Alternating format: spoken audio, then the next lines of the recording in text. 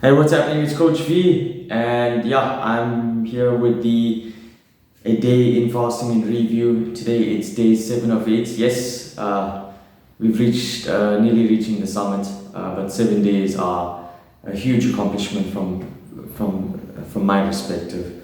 And I'm not trying to compare this to anybody else. If you guys are doing 24 hours, 72 hours, you guys are 21-day fast. Some of you guys can do 40-day fast. Well done, guys. Well done, guys. Just cap on the weight. I don't say that often. I've lost 5 kilos, that's for sure. So I'm kind of waiting to start consuming some solid energy again, but we'll get to that later. Today's workout. This morning woke up fine. Everything was cool. Basically, my body's adapted to this rhythm, which is awesome. And we're just withstanding. How do I say this? Not withstanding, but we just honoring this new rhythm. I can feel much better through my day, and there's a steady incline in my energy levels as I wake up, etc., and go through my day. But today's workout was challenging. I made a bit of a big mistake. I thought it was workout 5. I said I was going to do 5 workouts in the 8-day fast, and the 5th workout I decided to go for the volume monster option, which was 50, 40, 30, 20, 10 instead of 40, 30, 20, 10. And it turned out horrible. It was quite a challenging workout. It was dumbbell box step-ups, even though I scaled at 15 kg on either arm, into anchored feet sit-ups, and that was killing me. It was just absolutely destroying me, which I don't have a problem with trunk flexion or hip flexion. It's generally in my wheelhouse. But yeah, I didn't quit though. That was the one thing I'll tell you. I can't tell you, I just wrote this down. It was a bit of a big mistake with going for that amount of volume. It definitely wasn't a good idea at the time. Because I was putting unwanted stress on my heart. We're very grateful to God that He's put me on this path to CrossFit, because we generally do put a lot of stress on our hearts through our metabolic conditioning workouts. But you see, with others, the line between healing and harm is very thin, and I should have respected that line at that moment, but I didn't. And it was a dangerous mistake, but I'm really grateful to God for He was with me during that workout, and He didn't make me quit. I just slowed down tremendously. And I say that it was a dangerous line because I think it was the round of 30 and 30. Like, there was a point where I was just feeling super dizzy, and like my hearing actually got affected, where I couldn't hear anything. And if you're watching the video link, I kind of stopped and walked around a bit to shake it off, and there was a verse that I read, which I had on my whiteboard, which was Romans 8 verse 18. I consider that our present sufferings are not worth comparing with the glory that will be revealed in us. So I consider our present sufferings are not worth comparing with the glory that will be revealed in us. It really helped me through it and gave me courage just to go one rep at a time. As I always tell my clients and myself, how do you eat an elephant? One bite at a time. I mean, the time cap was 18 minutes, and I got past around the 40 into the 30s, but damn, it took me 33 minutes. It was challenging. And the sit-ups were freaking hectic. I don't know. I can't tell you it was just because of the extreme calorie deficit. Like, there was no amount of energy that I had for my mitochondria to fire out, for muscles to contract and relax. But again, like I said, I got through it, and I'm happy about that. But talking about food, can't wait to eat food. I just wanted to bring this up. Listen, it's 7 days. I can tell you that I've reached the summit. The summit, I mean, my fat burning efficiency is high. Inflammation is at its lowest, or inflammation markers are at its lowest, and the autophagy is still running strong. Tomorrow, though, when I do break the fast, it needs to be very gentle, small portions and easily digestible food, but I need to also keep my water intake high, especially after I break my fast and into those next 2 days. The reason this is done, and I hope you guys take note of this, is that you don't want to shock the body with heavy, dense calorie dense food. Why? Because my digestive system has been asleep for 7 days. My enzymes are low and my gut lining is going to be very sensitive. And this is a dangerous mistake to make if you eat calorie dense foods, or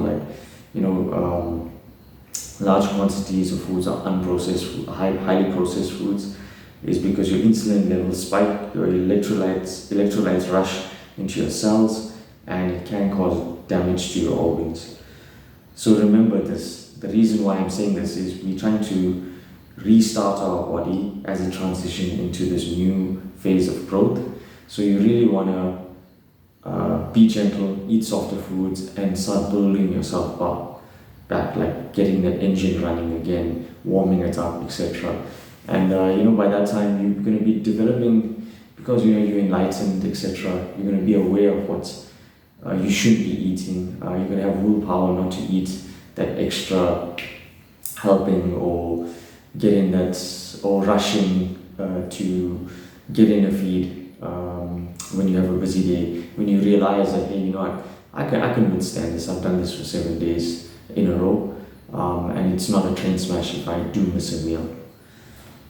Yeah, so that was it. My word of the week. I'm not going to be long with this as well.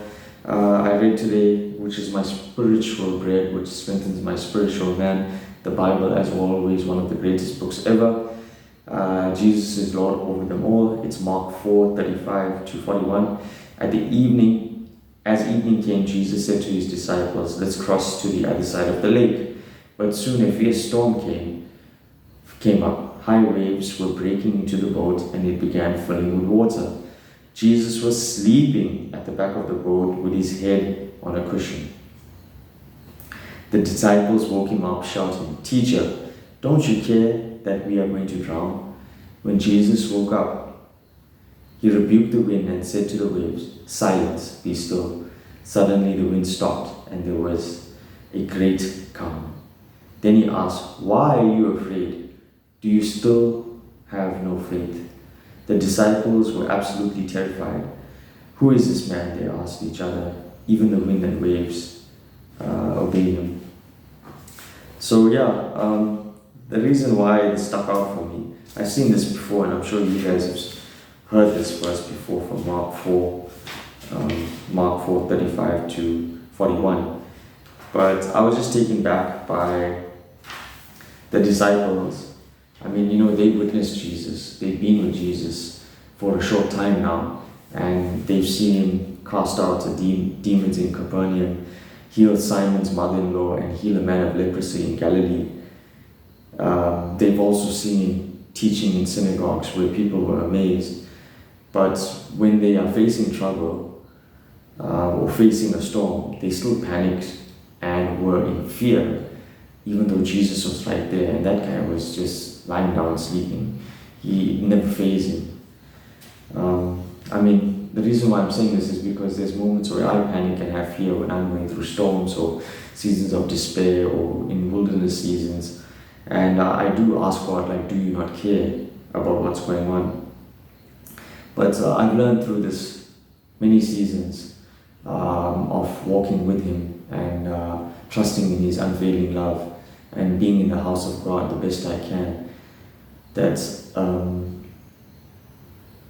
that these seasons are just meant for me to trust in him and to have faith and trust and believe in his resurrection power. And I'm just going to contrast this, not to show to the disciples, not to show that I'm superior, but to state the fact that my trust and belief and faith in Jesus, who I can't see compared to the disciples who witnessed Jesus teaching, casting out demons, and healing the sick, is becoming stronger in its foundations. And I'll close off with this. Foundations, as it says in Matthew, and these foundations, as it says in Matthew 7:24-25, anyone who listens to my teaching and follows it is wise, like a person who builds a house on a solid rock. Though rain comes, it torrents, and though flood waters rise, and the winds beat up against the house, it won't collapse because it's built on bedrock. So yeah, it takes a crazy amount of faith to be a believer. It takes a crazy amount of faith to walk in a 7-day fast. And I'm grateful to God who's with me in this fast. And I'm grateful for God for the things to come. Like, share, and subscribe. And yeah, have a good night. And I'll catch you guys tomorrow for the final day in review.